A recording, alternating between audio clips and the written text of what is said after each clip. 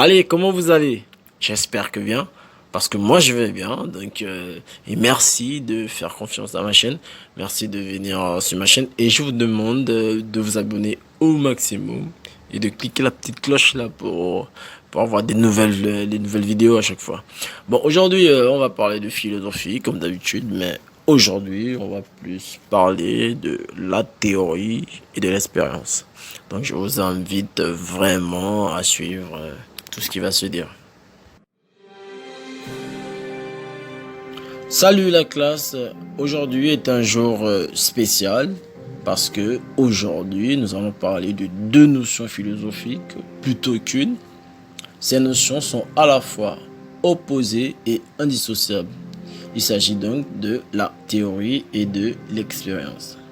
Nous commencerons tout d'abord par donner une approche définitionnelle et ensuite nous donnerons l'utilité de ces notions dans la philosophie. Les notions de théorie et d'expérience se présentent comme à la fois opposées et indissociables. Je pense qu'on l'a dit plus haut.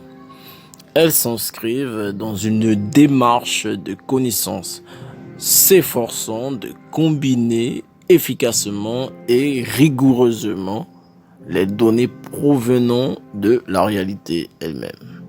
Dans ces données, on a les faits, les données de la raison, les idées. Toutefois, une question reste en suspens.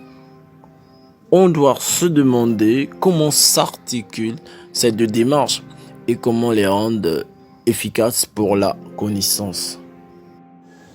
Monsieur, la théorie serait la démarche suprême de la connaissance. Bien. C'est une question très riche de sens. Oui, pour les rationalistes, oui. Les rationalistes, d'abord en affirmant la suprématie de la raison humaine capable de se représenter le réel. Bon, pour les rationalistes, il s'agit de concevoir la réalité à l'image de la raison, simplement, en supposant un ordre, une logique, une rationalité œuvrant en elle. Voilà.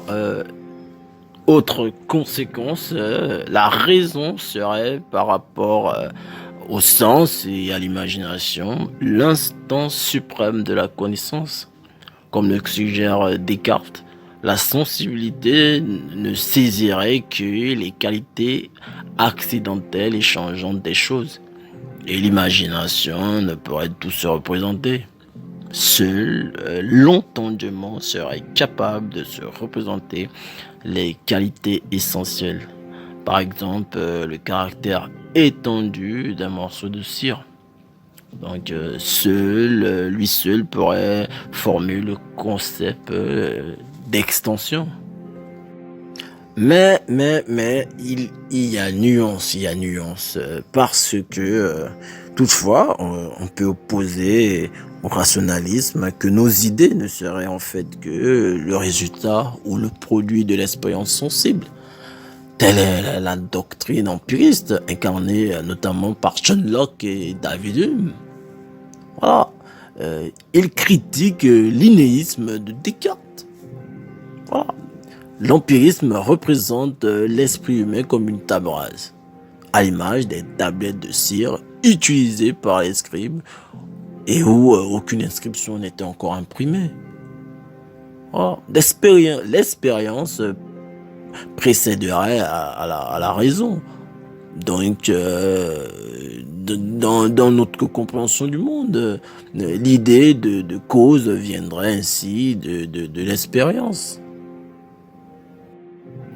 Voilà, de l'expérience que l'on aurait de voir certaines choses se succéder dans le même ordre. Elles ne proviendraient donc d'habitude et ne seraient pas inscrites dans les mêmes choses. De même, nos connaissances seraient donc issues de l'expérience et dépendantes d'elle. Rien ne permettrait d'affirmer, selon Hume, que dans l'absolu, le soleil se lèvera demain. Il reste toujours la possibilité qu'il ne se lève pas, mais la nécessité qu'il se lève ne reposant que sur l'habitude que nous avons de le voir se lever tous les jours. S'il vous plaît, monsieur, c'est quoi la méthode expérimentale? La méthode expérimentale s'inspire de l'empirisme pour permettre la raison aux critères des faits de l'expérience. D'ailleurs, vont naître avec Francis Bacon les sciences expérimentales. Il s'agit alors de procédés en plusieurs étapes permettant une sorte de dialogue entre la théorie et l'expérience. Voilà, donc la première étape consiste à rechercher et collecter les faits. Puis il s'agit pour la raison de formuler une hypothèse capable d'expliquer le fait observé. Enfin, il s'agit pour l'hypothèse d'être mise à nouveau à l'épreuve des faits. L'expérimentation doit alors, comme le mettra en évidence Karl Popper, chercher à falsifier, donc à refuter, plutôt que confirmer l'hypothèse pour en tester la résistance.